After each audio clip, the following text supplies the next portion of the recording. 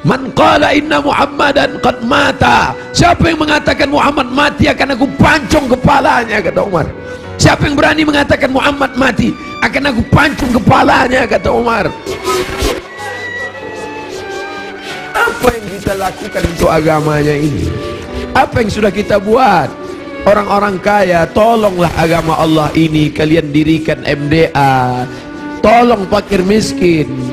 Air mata tidak cukup untuk menolong agama Rasulullah SAW. Rabbi shrah li sadri wa yassir li amri wahlul 'uqdatam min lisani yafqahu qawli. Biasanya Nabi Shallallahu Alaihi Wasallam i'tikaf 10 hari saja di bulan suci Ramadan. Tapi ada yang aneh tahun itu. Tahun itu dia i'tikaf selama 20 hari 20 malam. Dia tidak keluar dari Masjid Nabawi. Ada yang aneh, karena yang biasanya 10 hari 10 malam.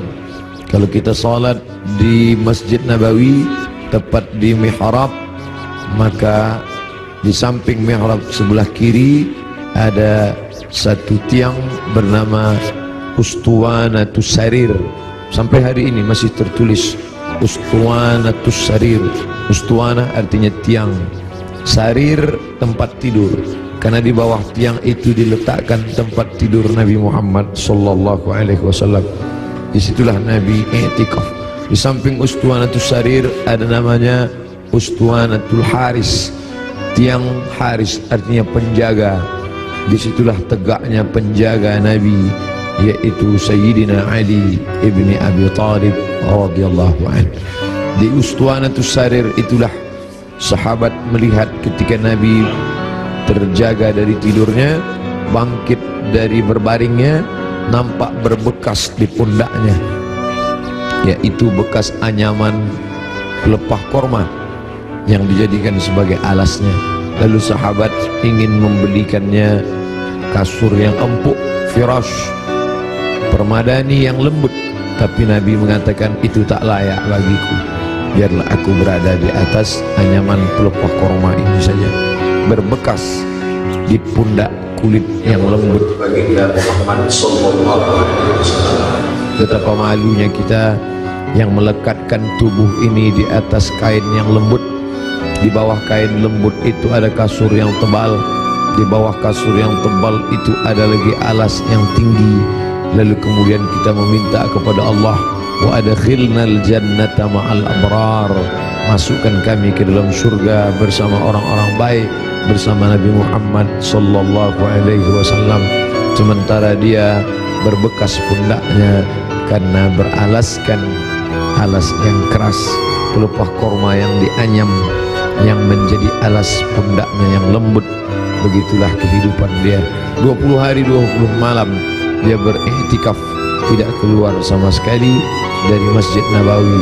Ma baina baiti wa mimbari, antara rumahku dan mimbarku raudhatun min riyadil jannah, salah satu dari taman-taman surga.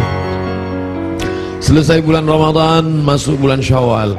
Selesai bulan Syawal, masuk Zulqa'dah. Selesai Zulqa'dah, masuk Zulhijjah. Di bulan Zulhijjah beliau melaksanakan haji yang sebelumnya sudah difardukan, tapi barulah dilaksanakan haji tahun itu. Disebut dengan haji wada'. Wada' selamat tinggal, karena memang setelah itu Nabi meninggal dunia. Maka pada haji wada' itu dia pergi ke tanah suci Makkah Al-Mukarramah. Ada yang unik, ada yang aneh. Biasanya beliau berkurban kambing, dia potong 1 ekor untuk keluarganya. Hadza li Muhammad, wa untuk keluarga Muhammad. Kemudian dia potong lagi, hadza li ummati Muhammad, ini aku potong untuk umat Muhammad sallallahu alaihi wasallam. Tapi pada saat tahun itu di Mina, beliau tidak menyembelih 2 ekor, tapi beliau menyembelih dengan tangannya sendiri 63 ekor unta. Tepat pada angka 63 dia berhenti, dan dilanjutkan oleh Sayyidina Ali sebanyak 37 ekor, maka lengkaplah 100 ekor. Tidak ada satupun sahabat yang terpikir ada signal, ada tanda sesuatu tentang mengapa berhenti di angka 63 setelah meninggal dunia 2 bulan sesudah itu. Karena saat itu bulan Zulhijjah, Muharram, Safar, Rabiul Awal, 2 bulan lebih setelah itu barulah semuanya faham mengapa berhenti pada angka 63. Ternyata Nabi tidak ingin satupun tahun hidupnya itu kosong daripada berkurban. Tahun pertama dia potong, tahun kedua sampai 63, lalu kemudian setelah itu barulah dilanjutkan pemotongan onta itu oleh Sayyidina Ali karramallahu wajhah radhiyallahu anhu. Apa makna dibalik itu? Bahwa Nabi tidak ingin ada 1 tahun pun kosong dari kurban.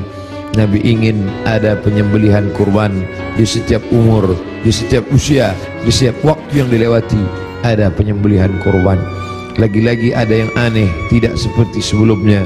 Sebelumnya hanya 2 ekor kambing, tapi saat itu dia potong langsung 63, dilengkapkan 37 menjadi 100 ekor.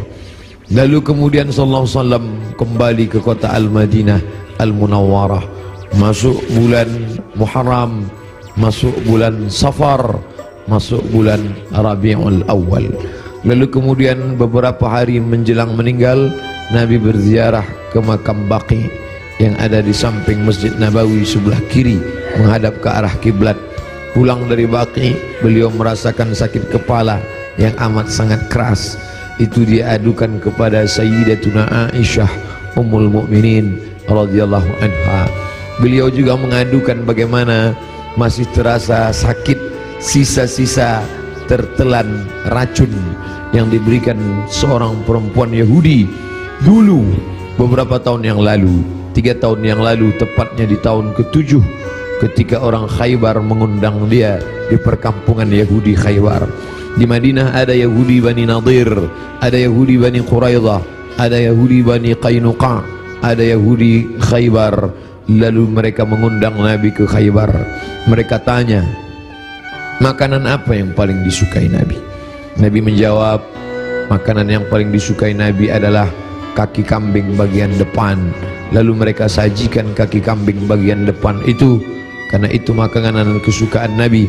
Rupanya di bagian depan kaki kambing itulah mereka tanamkan racun yang paling sangat banyak, paling berbahaya.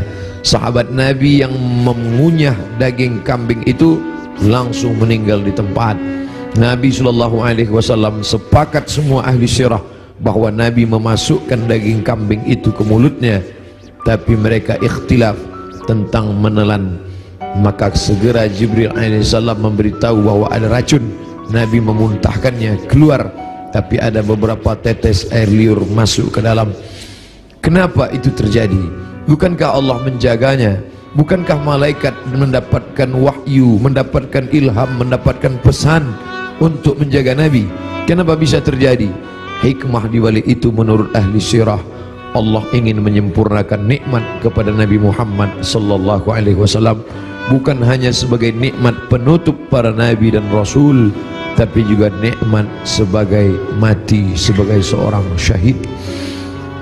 Dia sudah cukup penutup nabi dan rasul, tapi Allah lengkap, tak ingin hanya sebagai penutup nabi rasul, dia juga meninggal sebagai seorang syahid karena meninggal akibat racun yang tertelan di Khaybar.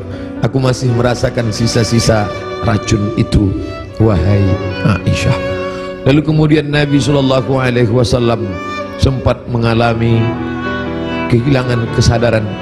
Lalu sahabat mengambilkan air yang disimpan di dalam kirbah kulit kambing yang dijahit, sampai tidak keluar air dari kulit kambing itu karena ketat jahitannya. Lalu kemudian disiramkan ke wajah Nabi Muhammad sallallahu alaihi wasallam. Ketika air itu disiramkan ke wajah Nabi, Nabi pun tersadar. Dan saat Nabi tersadar, apa yang dia inginkan? Biasanya orang kalau sudah pingsan, dia inginkan makanan, dia inginkan kenikmatan, dia inginkan sesuatu, tapi Nabi SAW menginginkan solat berjamaah, dibawa ke Masjid Nabawi. Tapi saat itu keadaannya lemah, kakinya terseret, dia dipapah oleh sahabat Nabi, oleh Sayyidina Ali radhiyallahu an bersama Fadl ibnu Abbas. Satu di sebelah kiri, satu di sebelah kanan. Mereka memegang tangan Nabi, kedua tangan Nabi di pundak Ali dan Fadl. Kedua ini adalah saudara, seperti saudara kandung. Nabi anak tunggal sendirian, dia tidak punya saudara kandung, tapi ayahnya punya saudara kandung. Ayah Nabi bernama Abdullah, Abdullah punya saudara bernama Abbas, Abbas punya anak laki-laki, itulah dia Fadl bin Abbas. Abdullah punya saudara kandung bernama Abu Talib, Abu Talib punya anak laki-laki bernama Ali. Ayah mereka adik-beradik kandung, Abdullah, Abbas, Abu Talib. Abu Talib punya anak Ali, Abdullah punya anak Muhammad, Abbas punya anak Fadl. Ketiga anak laki-laki ini bersaudara kandung, satu nasab dengan datuk mereka Abdul Muttalib. Abdul Muttalib anak Hashim, Hashim anak Abdi Manaf, Abdi Manaf anak Qusay, keturunan Kilab Lu'ay Fihir, cucu cicit daripada Ismail, anak kandung Ibrahim alaihissalam. Maka pada saat itu saudara yang seperti kandung ini memapah Nabi, membawa ke Masjid Nabawi. Nabi tetap tidak meninggalkan solat berjamaah, sampai pada akhirnya beliau tidak lagi sanggup mampu untuk membimbing solat berjamaah. Maka beliau minta Sayyidina Abu Bakr As-Siddiq radhiyallahu an untuk membimbing solat berjamaah. Itulah muncul ijtihad sahabat, mengapa yang menjadi khalifah setelah Nabi itu Abu Bakar, kenapa bukan Umar? Karena ada signal seperti semacam pemberitahuan secara rahasia bahwa setelah Nabi meninggal, kepemimpinan akan jatuh pada Abu Bakar Siddiq. Karena imamah ada dua, imamatun sughra, imam kecil, imam salat, imamatun kubra, imam besar, pemimpin negeri. Kalau sudah imam kecil, pemimpin salat, menunjukkan tanda itu juga menjadi imam besar, imam pemimpin negeri. Maka ketika Abu Bakar Siddiq yang diminta sebagai pengganti imam saat Nabi sakit, seolah-olah seperti signal pertanda Nabi memberikan ridha, nanti setelah meninggal Abu Bakar Siddiqlah yang akan memimpin kepemimpinan politik. Maka berbaiatlah sahabat setelah Nabi SAW meninggal. Salat dipimpin oleh Abu Bakar Siddiq radhiyallahu an. Sahabat menunggu, Nabi tak juga keluar. Ternyata signal itu diberikan kepada Abu Bakar. Abu Bakarlah yang memimpin salat. Sampai akhirnya pada suatu ketika Nabi membuka tirai jendela dari samping kamarnya, kamarnya bersama Aisyah yang langsung tembus ke Masjid Nabawi. Sahabat sudah tegak berdiri, sahabat menunggu bahwa akan dipimpin oleh Nabi, tapi mereka faham Nabi tidak dapat berjalan. Nabi tetap berada di kamarnya. Nabi hanya melihat dari balik jendela, dari pertanda wajahnya, dari anggukan kepalanya. Sadarlah mereka bahwa Nabi memberikan signal, solatlah bersama Abu Bakar Siddiq. Nabi tetap berada di kamarnya karena dia tidak bisa ikut serta bersama para sahabat yang akan melaksanakan solat. Lalu kemudian dibawa oleh Fadl dan Abu Bakar, dibawa oleh Fadl dan Ali, diberikan kekuatan oleh Allah Subhanahu wa taala. Nabi naik ke atas mimbar tepat pada hari Rabu. Hari Rabu terakhir, Kamis, Jumat, Sabtu, Ahad, Senin, 5 hari menjelang meninggal, Nabi naik ke atas mimbar. Sampai di atas mimbar, apa kata Nabi sallallahu alaihi wasallam? Man kuntu jalattu lahu dhahran. Siapa yang pundaknya pernah aku cambuk, saat aku mencambuk unta, lalu ujung cambuk itu terkena pundaknya karena dia berada di balik unta, di balik kuda, di balik keledai, di balik bukit, terkena ujung cambuk itu. Lalu dia merasa sakit hati, tapi dia tidak mau menuntut karena dia segan, karena aku seorang nabi. Man kuntu jalattu lahu dhahran. Siapa yang pundaknya pernah aku cambuk, hadza dhahri, ini pundakku, ini pundak Muhammad, falyastaqid minhu, silakan balas. Sahabat semua terdiam. Sahabat tahu masa-masa perpisahan itu pasti akan datang. Nabi minta maaf. Siapa yang kulitnya pernah aku sakiti, ini pundakku, silakan balas. Semua sahabat terdiam. Man kuntu syatamtu lahu irdan, siapa yang pernah cakapku kasar, menyinggung perasaannya. Man kuntu syatamtu lahu irdan, siapa yang pernah aku caci maki, andai datang keluar kata-kata kasar dari lidahku lalu kemudian hatinya tersinggung, hadza irdi, ini harga diri Muhammad, falyastaqid minhu, silakan balas. Semua sahabat terdiam. Tak ada sahabat yang ingin membalas. Mereka mengikhlaskan semua. Andai pernah tercambuk pundak mereka, ya Rasulullah, jangankan pundak, nyawa kami berikan untuk engkau. Saat gigimu patah, saat pelipismu berdarah, sahabat menghunuskan pedang di tengah pasukan berkobar pada perang Uhud. Mereka masuk, dijamin pasti 99,9% akan mati. Mereka memberikan nyawanya untuk Nabi Muhammad sallallahu alaihi wasallam. Abu Bakar Siddiq, hartanya, emasnya sampai berbungkal dia berikan untuk biaya hijrah. Jangankan nyawa, jangankan harta, semua kami berikan untukmu ya Muhammad. Semua sahabat terdiam. Lalu kemudian Nabi bertanya, siapa yang pernah aku pinjam uangnya dan belum dibayar? Kemudian tegak seorang sahabat, innalaka alayya thalatha darahim, engkau ada utang 3 dirham ya Muhammad. Engkau pernah pinjam uang thalatha darahim, 3 dirham dan belum terbayar. Apa kata Nabi kepada Fadl? Fadl duduk di samping mimbar. Idfa ya Fadl, bayarkan wahai Fadl. Bayar 3 dirham kepada dia. Fadl segera membayarkan 3 dirham karena Nabi tidak ingin tertinggal 3. Kalau pernah tersakiti fisik, pipi yang tertampar, rambut yang tertarik, kulit yang terluka, jangan sampai kita bawa mati menghadap Allah. Kalau pernah ada hati yang tersakiti, jangan sempat ada hati orang yang sakit, maka mintalah maaf. Itu yang ditunjukkan oleh Nabi Muhammad sallallahu alaihi wasallam.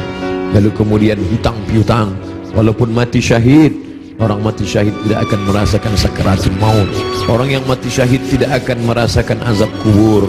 Orang yang mati syahid tidak akan merasakan hisab. Orang yang mati syahid langsung masuk surga. 4 keutamaan mati syahid, ilat dain, kecuali hutang piutang.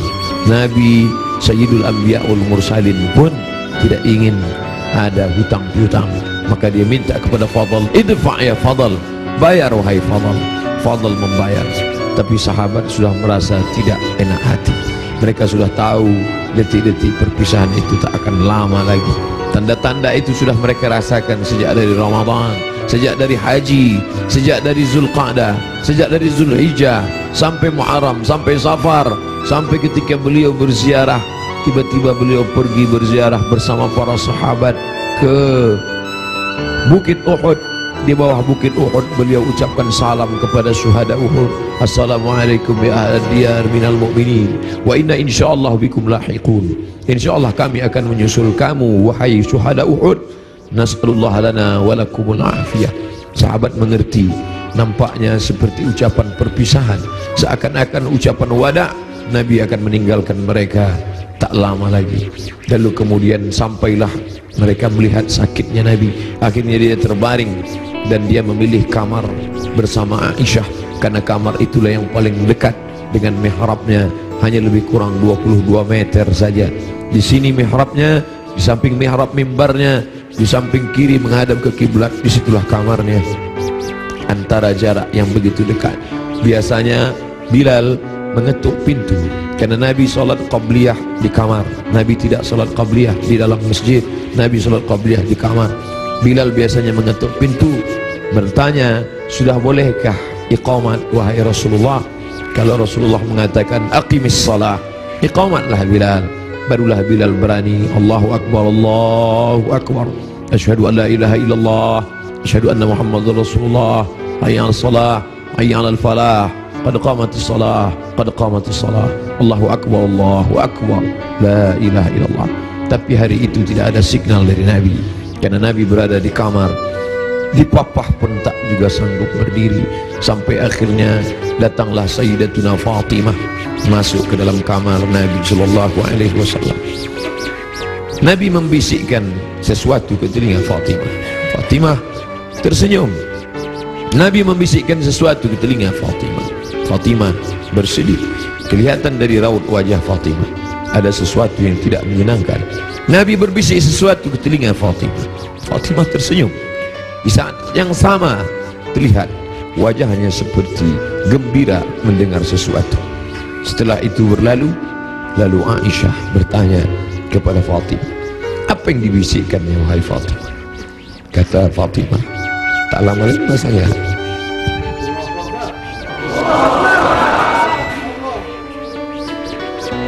tak lama lagi masanya aku akan menghadap Allah SWT.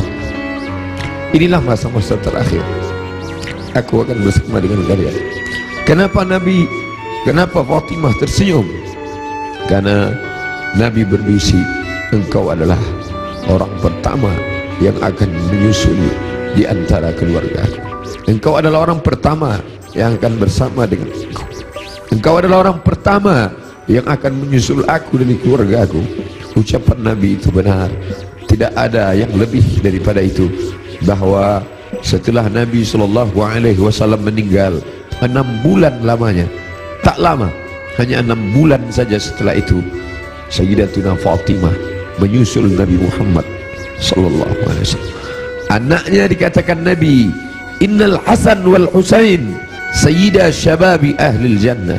Sesungguhnya Sayyidina Al-Hasan, Sayyidina Al-Husain adalah dua pemimpin pemuda surga.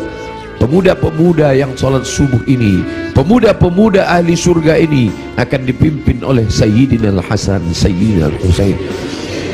Fatimah Sayyidatu Nisa'i Ahlil Jannah, perempuan-perempuan yang hadir di majlis ilmu ini, perempuan-perempuan salihah yang hidup bersama kita saat ini, mereka akan masuk surga dipimpin oleh Sayyidatu Nisa'i Ahlil Jannah, yaitu Khadijah, yaitu Sayyidatuna Fatimah, buah pernikahan Nabi dari Sayyidatuna Khadijah Al-Kubra.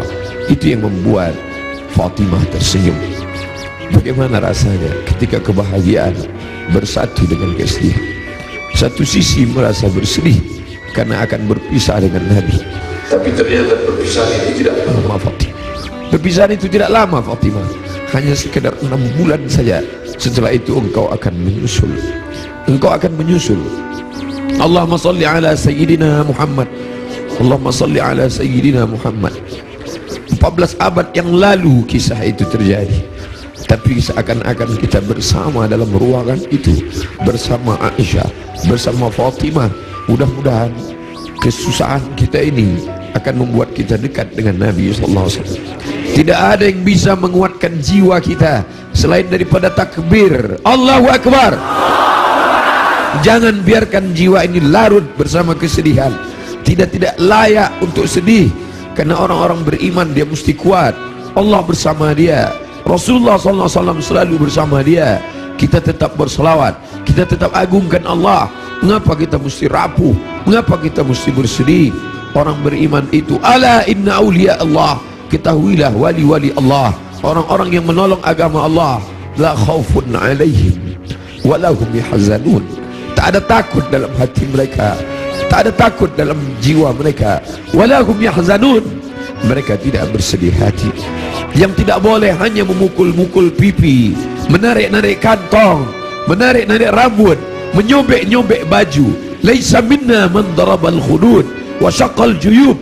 Siapa yang memukul pipi, siapa yang menarik rambut, siapa yang merobek kantong, bukan umat Muhammad sallallahu alaihi wasallam. Adapun meneteskan air mata, Nabi pun menangis ketika anaknya Ibrahim meninggal dalam usia 18 bulan. 18 bulan umur anak kesayangan itu meninggal, meleleh air mata Nabi. Kenapa engkau menangis ya Rasulullah? Ama tarda ya Rasulullah? Apakah engkau tidak ridha atas ketetapan Allah ini? Aku ridha, kata Nabi. Lalu kalau ridha, kenapa engkau menangis? Ungkapan kasih sayang, air mata ungkapan kasih sayang. Kita bukan marah kepada Allah, kita bukan tidak senang. Ini bukan niyaha, ini bukan ratapan, ini bukan majelis ratapan. Ratapan adalah sumpah serapah. Mengapa anakku yang meninggal? Mengapa menantuku yang meninggal? Mengapa suamiku yang meninggal? Kita tidak meratap. Majelis ratapan dicela, dimurkai oleh Allah, kata Rasulullah. Kita tidak meratap.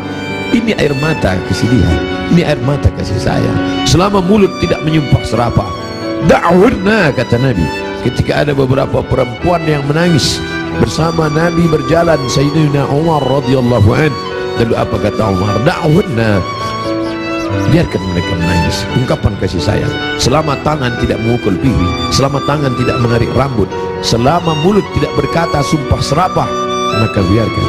Bahkan ketika Nabi memegang jenazah Utsman ibnu Maz'un, menetes air mata Nabi, jatuh ke pipinya, jatuh ke janggutnya, jatuh ke bawah sampai ke wajah Utsman bin Maz'un, menunjukkan air mata itu banyak. Nabi menangis. Nabi hatinya lembut. Menangis adalah ungkapan kasih sayang. Menangis adalah ungkapan kesedihan. Menangis adalah ungkapan keridhaan. Menangis adalah ungkapan melepaskan jiwa yang tertahan, tapi kita tidak larut dalam tangisan itu. Nabi berbaring, lalu kemudian ditutupi wajahnya, ditutupi dengan kain, tapi perlahan dia bukakan sampai akhirnya tangan itu tidak bisa bergerak. Lalu kemudian Sayyidatuna Aisyah radhiyallahu anha membacakan Al-Fatihah. Bismillahirrahmanirrahim. Alhamdulillahirabbil alamin. Arrahmanir rahim. Maliki yaumiddin. Iyyaka na'budu wa iyyaka nasta'in. Ihdinas siratal mustaqim. Shiratal ladzina an'amta 'alaihim ghairil maghdubi 'alaihim waladdallin. Amin. Dibacakannya qul huwallahu. Bismillahirrahmanirrahim. Qul huwallahu ahad, Allahus samad, lam yalid wa lam yulad wa lam yakul lahu kufuwan ahad. Qul huwallahu ahad, Allahus samad, lam yalid wa lam yulad wa lam yakul lahu kufuwan ahad. Qul huwallahu ahad, Allahus samad, lam yalid wa lam yulad wa lam yakul lahu kufuwan ahad. Dibacakannya qul a'udzu falaq, qul a'udzu bil falaq, min syarri ma khalaq, wa min syarri ghasiqin idza waqab, wa min syarri naffatsati fil 'uqad, wa min syarri hasidin idza hasad. Dibacakannya qul a'udzu bin nas, malikin nas, ilahin nas, min syarri wasil khannas, alladzi yuhsu fi sudurin nas, minal jinnati wan nas. Lalu telapak tangan Nabi ditiupkan, ayat-ayat yang sudah dibacakannya itu yang penuh berkah ditiupkannya ke telapak tangan Nabi. Padahal mestinya kita yang membacakan, kita tiupkan ke telapak tangan kita, lalu kita usapkan ke wajah orang yang sakit. Tapi Sayyidatuna Aisyah tidak ingin melangkahi. Ada tangan yang lebih berkah daripada tangannya, ada tangan yang lebih mulia daripada tangannya. Itulah tangan Sayyidul Ahlil Jannah, Sayyidina wa Maulana Muhammad sallallahu alaihi wasallam. Ditiupkan ke telapak tangannya, lalu diusapkan ke wajah Nabi Muhammad sallallahu alaihi wasallam. Aisyah melihat di wajah Nabi seperti menginginkan sesuatu. Sebagai seorang istri yang menemani Nabi dalam suka dan duka, dalam senang dan tawa, maka Nabi mengerti bahasa, Aisyah mengerti bahasa yang diperlihatkan oleh Nabi sallallahu alaihi wasallam. Lalu kemudian Aisyah faham bahwa Nabi menginginkan siwak. Nabi suka kepada siwak. Laula an asyqa ala ummati, kalau tidak memberatkan bagi umatku, la amartuhum bisiwak, pasti aku perintahkan mereka bersiwak inda kulli shalah, dalam setiap salat. Lalu kemudian Aisyah mengambil siwak, lalu merobek ujung kulit siwak dan mengunyahkannya agar ujung siwak itu keluar serabutnya. Lalu kemudian diberikan, diletakkan ke bibir Nabi sallallahu alaihi wasallam. Air liur terakhir yang bersatu dengan mulut Nabi sallallahu alaihi wasallam adalah air liur yang digigitkan oleh Sayyidatuna Aisyah ke ujung siwak, lalu diberikan. Tampak senyum di wajah Nabi sallallahu alaihi wasallam. Makin lemah. Hari Senin, saat yang amat sangat menyedihkan, Nabi makin lemah. Nabi berkata, apa kata Nabi sallallahu alaihi wasallam? As-salah, as-salah, as-salah, as-salah. Salat. Wa ma malakat aymanukum, dan budak hamba sahaya. As-salah, simbol tentang hubungan hablum minallah. Jangan pernah putus. Jangan pernah putus salat. Jangan tinggalkan salat. Jangan tinggalkan masjid. Pesan Nabi itu, kita tidak hanya sekedar larut meneteskan air mata, tapi juga kita menjalankan sunnah Rasulullah sallallahu alaihi wasallam. Beginilah ramainya umat Muhammad sallallahu alaihi wasallam. Wahai Abdul Samad, mereka datang bukan karena engkau. Wahai pengurus masjid, mereka datang bukan karena engkau.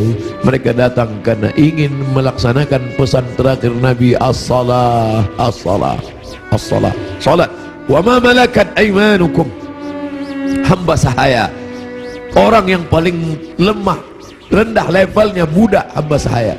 Nabi tidak mengatakan jaga ibumu, karena kalian pasti menjaga ibu kalian. Jaga ayahmu, karena kalian pasti menjaga Allah kalian. Jaga istrimu, karena kalian menjaga. Tapi ada orang yang paling lemah, paling rendah, budak hamba sahaya.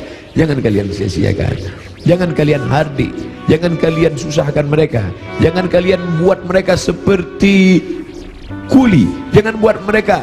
Nabi mengajarkan membebaskan budak hamba sahaya. Akhirnya hari ini tidak ada lagi perbudakan, tidak lagi hamba sahaya, tapi pembantu-pembantu kalian. Jangan kalian makan gajinya, jangan kalian makan titik puluh keringatnya. Supir kalian, security kalian, orang yang menggali parit untuk mencari makan, pekerja kalian, sampai hati kalian makan titik puluh keringatnya, sampai masanya nanti mereka lebih mulia daripada kalian, dan amal sholat kalian, puasa kalian akan habis diambil. Atadruna mal muflis, tahukah kamu siapa itu orang yang bangkrut? Siapa itu ya Rasulullah? Mayati yaumal qiyamati bi salatin, orang yang datang menghadap Allah dengan salat yang banyak, wa siyamin, puasanya banyak, wa zakatin, zakatnya banyak, haji umrohnya banyak, tapi dia sudah menganiaya orang lain. Qad syatama hadza, mencaci maki si fulan, wa daraba hadza, menempeleng si fulan, wa akala mala hadza, memakan harta si fulan, wa syatama hadza, mencaci maki si fulan. Mereka akan datang menuntut di hadapan Allah. Nabi berpesan, as-salah, as-salah, jaga salat, jaga salat, jangan tinggalkan salat. Wa ma malakat aymanukum, budak kalian, hamba sahaya kalian. Hari ini tidak lagi ada hamba sahaya, tapi ada orang-orang lemah di sekitar kita. Anak yatim di antara kalian, jaga. Fakir miskin di antara kalian, jaga. Janda-janda tua, suaminya sudah meninggal, hidup sebatang kara, anaknya tidak lagi ada, jaga. Jangan sampai mereka kelaparan. Mereka orang-orang yang al-mustad'afun, orang-orang lemah, berada di bawah kekuasaan kalian, maka tolong bantu mereka. Apa kata Nabi sallallahu alaihi wasallam sebelum dia meninggal? La'anallahu al-yahud wan nasara, Allah melaknat Yahudi dan Nasrani.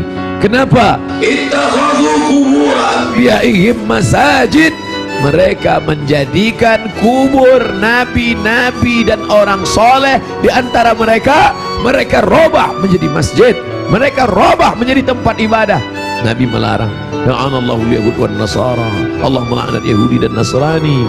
Ittakhadhu qubur anbiya'ihim masajid. Alhamdulillah, sampai hari ini tidak ada satupun orang Islam di dunia ini yang meratakan kubur dengan tanah, lalu di atas kubur itu dibangun masjid sebagai tempat ibadah. Tidak ada. Di bawah lantai ini tidak ada kuburan. Andai ada kubur di bawah lantai ini, maka kita sudah melanggar peringatan terakhir. Detik-detik menjelang Rasul meninggal, biasanya orang meninggal akan menyampaikan pesan-pesan penting. Hari itu dia lepaskan semua budak-budak hamba sahayanya, dia merdekakan semua. Tombaknya, pedangnya, baju besinya, dia wakafkan semua fisabilillah. Tidak ada yang melekat pada tubuhnya. Dia ingin mati menghadap Allah Subhanahu wa ta'ala dalam keadaan bersih sebersih-bersihnya. Tapi pesan-pesan ini penting. Dia tidak ingin ada orang membangun makam menjadi tempat ibadah, lalu kemudian orang beribadah di sana, sholat di atasnya. Adapun ada makam di samping kiri masjid, di samping kanan masjid, ada dinding, ada jalan, maka itu tidak termasuk menjadikan makam sebagai masjid. Yang dilarang hanyalah meratakan makam lalu dibangun masjid di atasnya. Laknat Allah, laknat Rasulullah kepada mereka yang melakukan itu, dan kita tidak ada satupun yang melakukan itu. Masjid kita bersih daripada ini.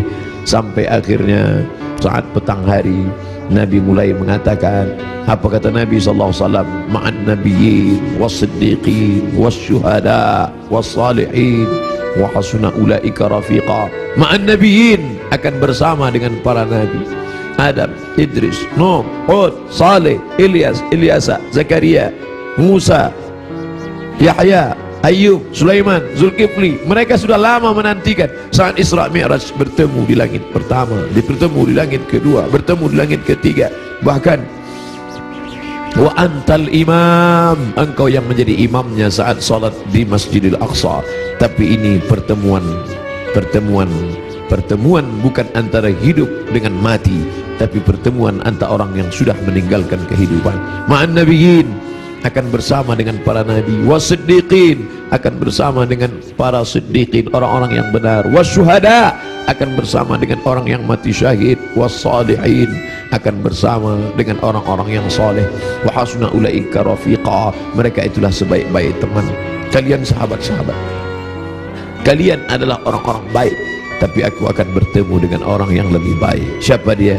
Para nabi, was-siddiqin, wasyuhada, wassalihin. Puncaknya kalimat panjang itu tak lagi keluar dari mulut Nabi, tapi mengatakan Allahumma birrafiqil a'la, akan bersama dengan Allah yang maha tinggi. Tidak ada lagi. Tadi bersama sahabat, bersama istri, bersama anak, bersama Sayyidatuna Fatimah, bersama Sayyidatuna Aisyah, tapi hari ini sudah lebih tinggi lagi, bersama para nabi, bersama siddiqin, bersama syuhada, bersama salihin. Tapi setelah itu hanya tinggal satu, Allahumma birrafiqil a'la, bersama Allah Subhanahu wa taala.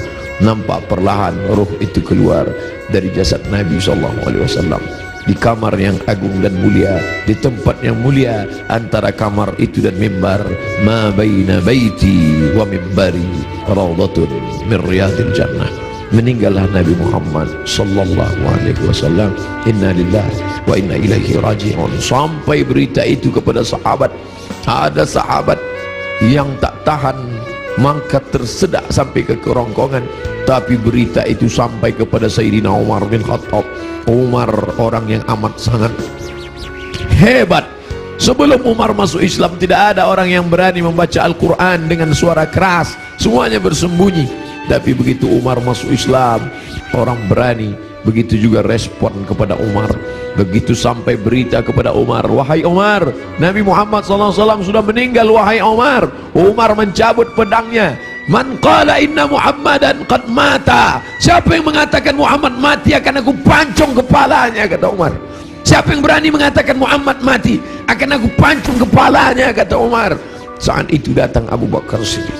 Datang Abu Bakar Siddiq membacakan ayat wa ma Muhammadun illa rasul, wa ma Muhammadun illa rasul. Muhammad bukan Tuhan, Muhammad hanyalah seorang rasul. Qad khalat min qablihi rusul, sebelum dia dulu sudah ada rasul-rasul. Ada Adam, Adam meninggal. Ada Idris, Idris meninggal. Ada Nuh, Nuh meninggal. Ada Ayub, Ayub meninggal. Ada Zulkifli meninggal. Ada Musa, Musa meninggal. Ada Harun, Harun meninggal. Qad khalat min qablihi rusul afa immata, kalau dia meninggal, au qutila, atau dia dibunuh orang, inqalabatum ala aqabikum, apakah kalian akan meninggalkan agama ini? Apakah kalian akan murtad? Begitu mendengar ayat itu, padahal Umar bin Khattab hafal Quran, padahal Umar bin Khattab termasuk 40 sahabat kutabul wahyi, penulis wahyu. Tidak hafalkah dia ayat itu? Dia hafal Quran, dia penulis wahyu. Tapi kenapa ketika pukulan berat itu datang, lupa, hilang ayat itu dari kepalanya? Maka kita pun begitu dalam hidup ini. Kadang ketika pukulan berat itu datang, kita perlu sahabat, kita perlu teman-teman. Saat ini Abdul Somad yang mengingatkan, saat ini Abdul Somad yang membacakan. Tapi sampai masanya pukulan berat itu datang bertubi, Abdul Somad pun lupa. Siapa yang akan mengingatkan dia? Ada sahabat-sahabat, sahabat-sahabat dakwah semua. Abdul Somad bukan guru, Abdul Somad bukan imam, Abdul Somad bukan syekh, Abdul Somad bukan habib. Abdul Somad hanyalah seorang sahabat dakwah yang saling mengingatkan, watawasau bil haq, watawasau bis sabr. Hari ini aku mengingatkan engkau saudaraku, tapi besok aku boleh lupa, besok aku boleh lalai. Kalian yang akan mengingatkan. Ustaz Somad dulu yang ceramah tentang ini, Ustaz Somad dulu yang kenapa engkau lupa Ustaz? Hari ini subuh ini yang penuh berkah. Allahumma barik li ummati fi bukuriha, ya Allah berkahi umatku ini pada waktu pagi, pada waktu subuh. Lalu kemudian berita itu sampai kepada Umar. Umar tak dapat menguasai jiwanya. Ternyata cinta mengalahkan ayat, ternyata cinta mengalahkan semuanya. Tapi ada orang tua yang sanggup membuat pedang itu terjatuh. Bagaimana dengan sahabat yang lain? Bilal tidak sanggup tinggal di kota Al-Madinah Al-Munawwarah. Bagaimana mungkin dia bisa sanggup tinggal di sana? Setiap subuh dia akan mengetuk pintu itu. Dan mulai besok Selasa, kalau dia ketuk pintu itu tidak ada lagi yang keluar. Bagaimana mungkin dia sanggup tinggal di sana? Dia tinggalkan kota Madinah.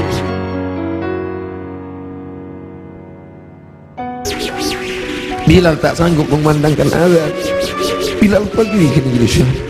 Dia tinggalkan kota Al-Madinah Al-Munawwarah. Dia pergi ke negeri Syam. Sampai akhirnya Anas bin Malik pergi pindah ke Basrah. Anas bin Malik sahabat yang terakhir meninggal di Basrah tahun 93 tahun 94 Hijrah. Mereka tidak sanggup.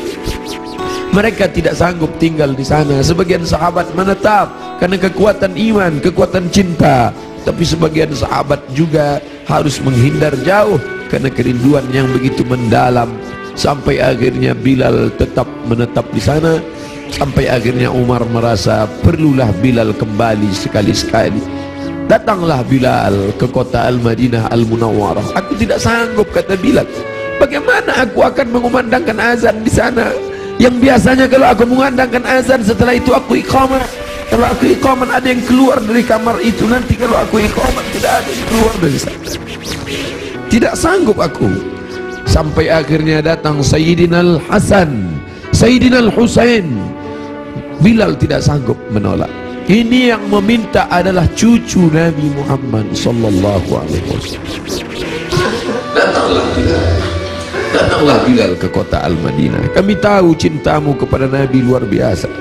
Kami tahu engkau bersama dengan Nabi sallallahu alaihi wasallam. Kami tahu bahwa engkau amat sangat kagum besar cintamu. Tapi datanglah. Bilal tak sanggup menolak.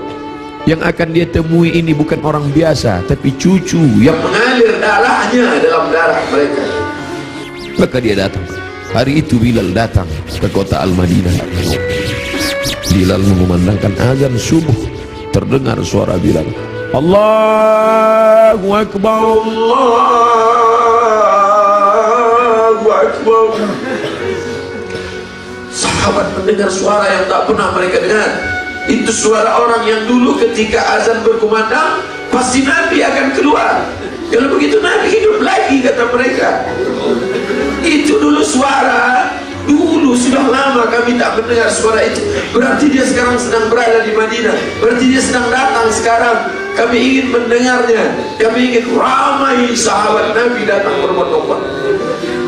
Ramai mereka datang ke Masjid Nabawi karena mereka yakin dan percaya kalau suara itu keluar Nabi pasti akan datang. Tapi ternyata tidak. Ketika Bilal mengumandangkan azan, mereka hanya berjumpa dengan Bilal. Mereka hanya berjumpa dengan Sayyidina Husain, cucu Nabi Muhammad sallallahu alaihi wasallam. Kita tak pernah bersedih. Kita tak pernah bersedih.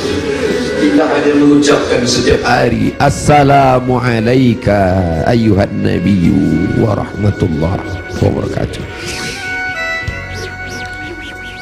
Nanti kalian akan minum dari telaga ini.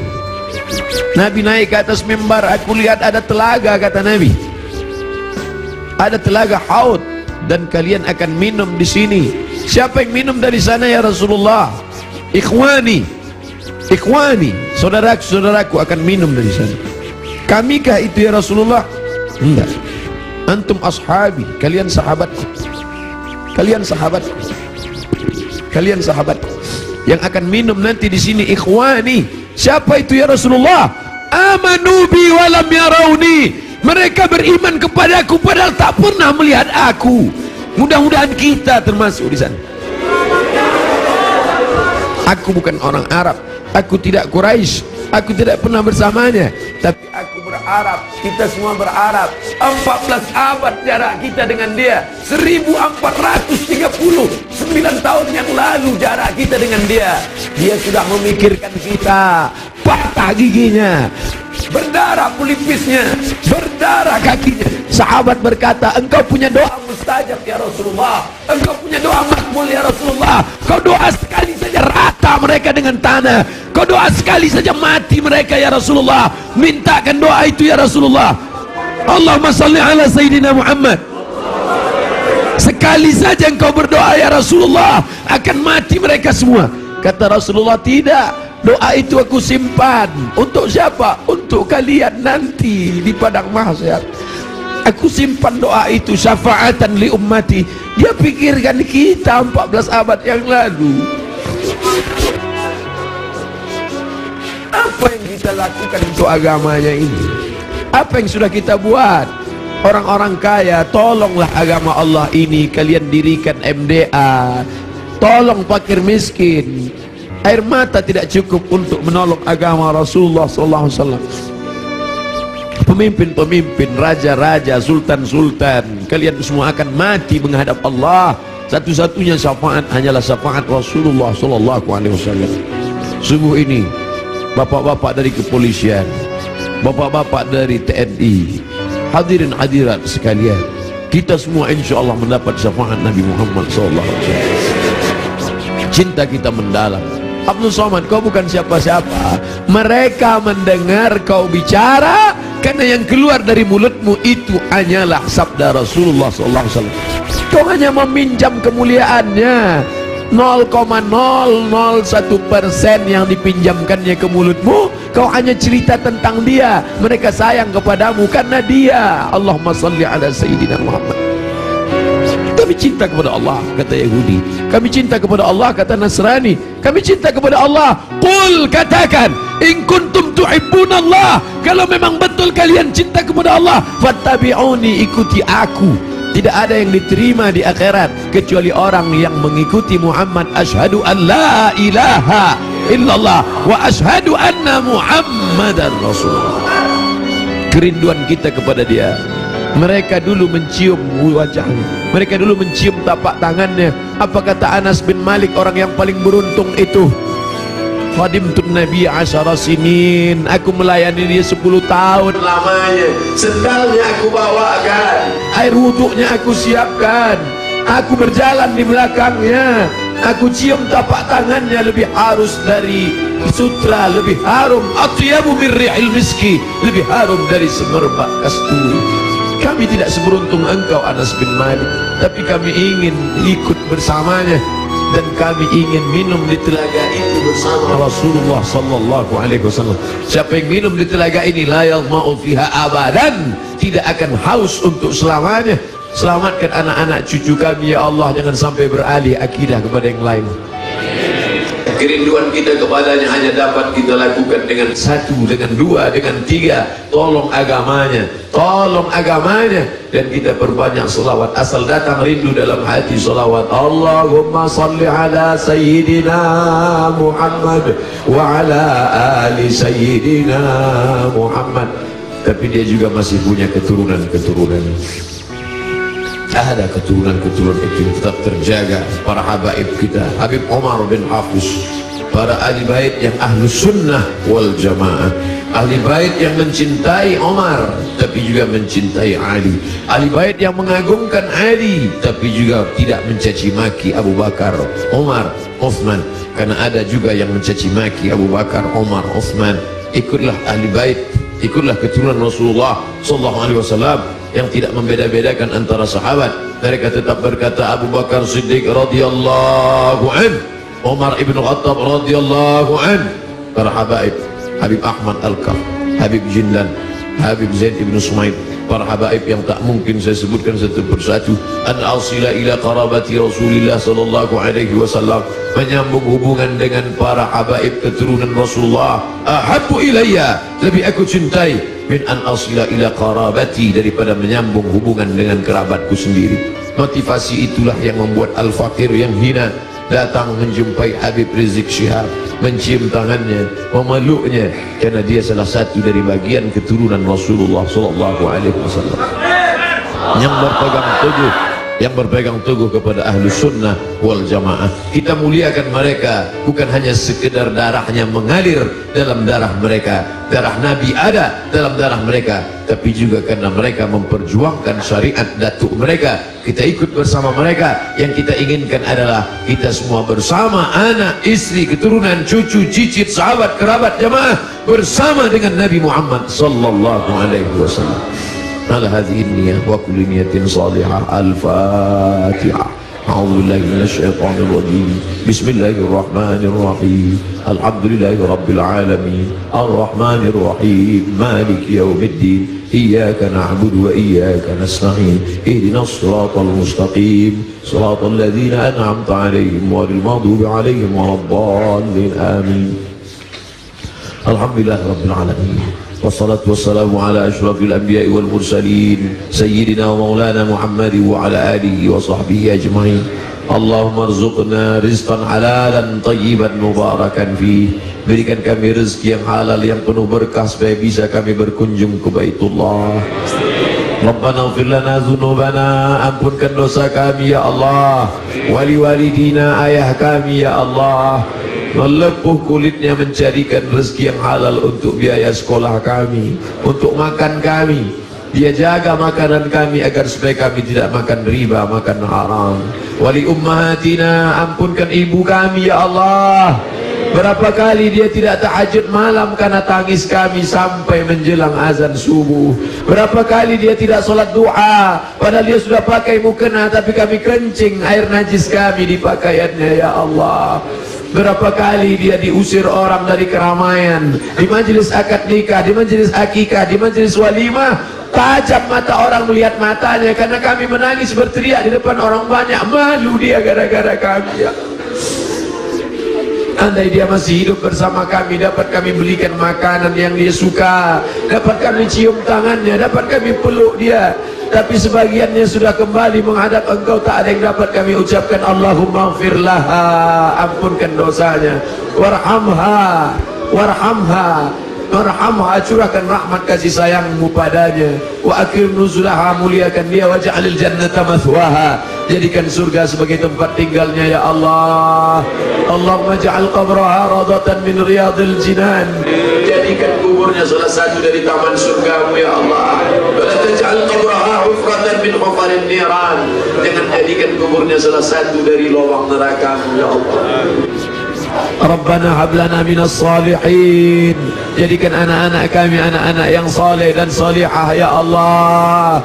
Allahumma ja'alhum min huffazil Quran, jadikan mereka para penghafal Al-Quran ya Allah. Subuh ini kami dibimbing oleh Ustaz kami, guru kami, Ustaz Muzammil. Panjangkan umurnya ya Allah, sehatkan badannya ya Allah. Jadikan anak kami bisa menjadi imam salat seperti suaranya, seperti hafalannya ya Allah. Bangkitkan kami nanti bersama para malaikat, bersama orang-orang yang seperti kau janjikan, al-mahir bil Quran, orang yang mahir membaca Quran, menghafal Quran, mengajarkan Quran, mengamalkan Quran, ma'as safaratil kiramil bararah, bersama para malaikat yang agung dan mulia ya Allah. Godaan anak-anak kami, remaja kami, anak muda kami ini berat. Mereka digoda dengan berbagai macam godaan, internet, Twitter, BBM, WhatsApp, dengan berbagai macam perbuatan dosa maksiat. Jaga mereka dari zina ya Allah, jaga mereka dari narkoba ya Allah, jaga mereka dari LGBT ya Allah, selamatkan mereka dari perbuatan keji dan mungkar ya Allah. Allahumma dafa'an al-ghala wal waba wal fahsya wal riba wal zina wal munkar. Tidak ada yang dapat melakukan itu kecuali pemimpin-pemimpin yang saleh. Allahumma arzuqna imaman adila, berikan kami pemimpin-pemimpin yang saleh ya Allah. Allahumma ansur ulata umurina, pemimpin-pemimpin kami lembutkan hati mereka supaya mereka menolong agamamu ya Allah. Wafiqna wafiqhum lima tuhibbu wa tarda, berikan taufikmu pada kami, pada mereka, agar kami dapat dibimbing dalam jalan yang benar ya Allah. Rabbana hab lana min azwajina wa dzurriyyatina, jadikan pasangan hidup kami, anak cucu keturunan kami qurrata a'yun, orang-orang yang sejuk dipandang mata dan menenangkan hati kami ya Allah. Berikan kami rezeki yang halal supaya kami dapat mengucapkan salam di makam Nabi-Mu. Assalamu alayka ya Rasulullah, assalamu alayka ya Habiballah, assalamu alayka ya Nabi Allah, assalamu alayka ya khaira khalqillah, assalamu alayka ya safwatullah, assalamu alayka ayyuhan nabiyyu wa rahmatullahi wa barakatuh. Rasanya mata kami tak layak melihat dia karena mata ini terlalu banyak melihat maksiat. Katanya telinga ini tak layak mendengarkan balasan salamnya, karena telinga ini lebih banyak mendengarkan yang tidak dia suka. Rasanya tangan ini tak layak bersalaman bermusafahah dengannya, karena tangan ini terlalu banyak melakukan dosa. Rasanya tubuh ini tak layak memeluknya. Kami tahu tempat kami jauh dari engkau ya Rasulullah.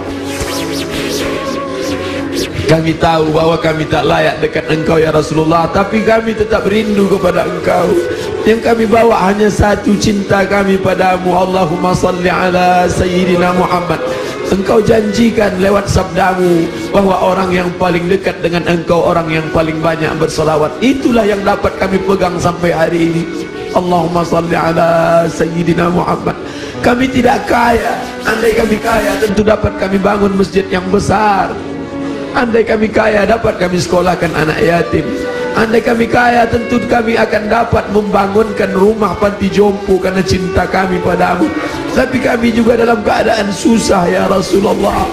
Kami hanya bisa mengucapkan Allahumma salli ala Sayyidina Muhammad. Tapi kami tahu bahwa engkau tak akan mencia-ciakan, tak akan kau sia-siakan cinta kami kepadamu ya Rasulullah. Ilahi lastulil firdausi ahla. Aku tahu aku tidak layak masuk ke dalam surgamu ya Allah. Wala aqwa 'ala naril jahimi, tapi aku juga tidak kuat masuk dalam nerakamu ya Allah. Dzunubi mithlu a'dadir rimali. Dosa-dosa kami sebanyak buih di lautan, sebanyak pasir di pantai. Fa innaka ghafirudz dzambil 'azim. Tapi kami yakin engkau Maha Pengampun, engkau Maha Pemaaf. Ampunkanlah segala dosa kami ya Allah. Rabbana ighfir lana, masa muda kami yang penuh dengan maksiat dan dosa, ampunkan dosa kami ya Allah. Rabbana ighfir lana dzunubana wa li ikhwanina, saudara-saudara kami yang sudah berbuat baik pada kami, tak dapat kami membalas budi baik mereka, silap mereka, salah mereka, ampunkan dosa-dosa mereka ya Allah. Allahumma inna nas'aluka salamatan fid din. Kuatkan akidah anak-anak kami sehingga mati kami dalam husnul khatimah. Wa afiatan fil jasad. Sehatkan badan kami supaya kami bisa menolong agamamu ya Allah. Sehatkan bapak-bapak polisi kami supaya bisa menolong agamamu ya Allah. Sehatkan bapak-bapak TNI kami supaya bisa menolong agamamu ya Allah. Sehatkan pemimpin-pemimpin bangsa ini supaya bisa menegakkan bersyariat ya Allah. Kami cinta negeri kami, kami cinta saudara-saudara kami yang minoritas. Doa kami kepada engkau, Allahumma hdi qaumana fa innakum la ya'lamun. Berikan mereka hidayah ya Allah. Kami tidak datang sebagai pelaknat penghuni neraka jahanam. Kami tidak datang melaknat mencaci maki. Kami hanya datang sebagai penebar rahmat seperti kau utus Nabi Muhammad arsalnaka ila rahmatan lil alamin. Wa barakatan fir rizqi, berikan berkah pada rezeki kami supaya bisa kami masukkan anak kami ke pondok pesantren, supaya bisa kami bantu ma'had madrasah diniyah awaliyah, madrasah ibtidaiyah. Wa barakatan fir rizq wa taubatan qablal maut, beri kami taubat sebelum mati ya Allah.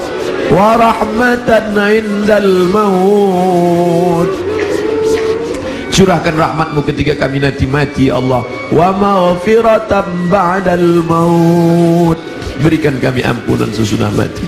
Allahumma hawwin alaina fi sakaratil maut. Kematian yang dikatakan nabimu seperti tebasan pedang di tempat yang sama beratus kali. Kematian seperti kambing yang dikuliti hidup-hidup. Kematian seperti mata kail pancing yang ditarik dari kulit yang basah. Ringankan kami waktu sakaratul maut ya Allah. Allahumma hawwin alaina fi sakaratil maut, ringankan kami waktu sakaratul maut ya Allah. Dulu saat anak kami lahir, buah hati belayan jiwa, saat dia lahir kami yang membisikkan ke telinganya sayup-sayup, asyhadu an la ilaha illallah. Kami tidak ingin anak kami itu kaya tapi tidak mengenalmu. Kami tak ingin anak kami itu punya jabatan tapi tidak beriman kepadamu. Kami tak ingin anak kami itu masyhur terkenal tapi melupakanmu. Kami ingin saat kami mati sakaratul maut, anak kami lah yang berbisik ke telinga kami, la ilaha illallah. Dia yang yang kami besarkan dengan titik peluh keringat dan air mata. Kami ingin anak kami itulah yang nanti berkirim doa, Rabbil firli wali walidayya warhamhuma kama rabbayana saghira. Ya Allah, Engkau berjanji, ainani, ada dua mata, la yamassuhuman nar, ada dua mata yang tidak akan tersentuh api neraka. Ainun bakat min khasyatillah, jadikanlah air mata kami ini, kami menangis karena takut kepadamu ya Allah. Jadikanlah air mata subuh ini bukan ratapan, bukan ni'ah. Air mata ini air mata yang menangis karena kami takut kepadamu ya Allah. Selamatkan kami dari riya, selamatkan kami dari sum'ah, selamatkan kami dari takabur, selamatkan kami dari sombong, selamatkan dari hasad. Wala taj'al fi qulubina ghilla, jangan jadikan di hati kami ini hasad, benci kepada saudara kami yang seiman ya Allah. Rabbana zalamna, kami sudah menzalimi diri kami. Wa illam taghfir lana, kalau kau tidak mengampuni kami. Wa tarhamna, kalau kau tidak merahmati kami. Lanakunanna minal khasirin. Rabbana atina fid dunya hasanah wa fil akhirati hasanah wa qina adzabannar. Wa sallallahu ala sayyidina wa maulana Muhammad wa ala alihi wa sahbihi wasallam. Walhamdulillahi rabbil alamin. Taqabbalallahu minkum minna wa minkum taqabbal ya karim. Terima kasih segala perhatian, mohon maaf segala kekhilafan. Jangan lupa saling mendoakan. Kita berpisah tapi hubungan kita tak putus. Satu permintaan Ustaz Abdul Somad, nantikan Ustaz Abdul Somad dalam husnul khatimah. Wassallallahu ala sayyidina Muhammad wa ala alihi wasallam. Walhamdulillah rabbil alamin. Wassalamualaikum warahmatullahi wabarakatuh.